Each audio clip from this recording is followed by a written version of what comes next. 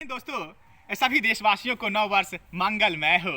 एक नई कविता के साथ शीर्षक है मुबारक हो नया साल, जिसे लिखने का श्रेय राष्ट्रीय स्तर के कवि आदरणीय रामकेश यादव सर को जाता है। उत्थान व उत्कर्ष से भरा हो ये साल, हरेक हो निरोगी, हरेक का चमके भाल।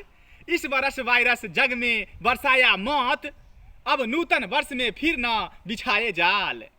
जिंदगी का ये पेड़ फिर से फले फूले, कोई ना जहरीली हवा बदले अपनी चाल। खत्म हुआ आंसू, अब बहाने का मौसम, खुशी की झोली लिए आ रहा है नया साल।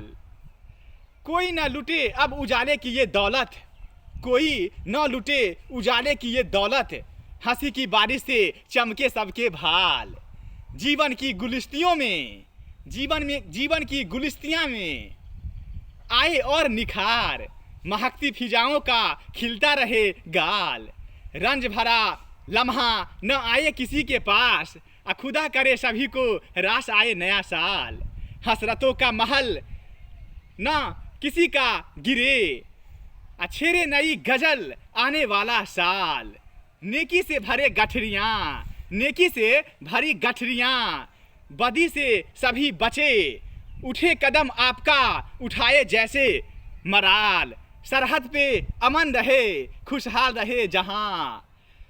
नफरत के बारूद का न गले कहीं दाल।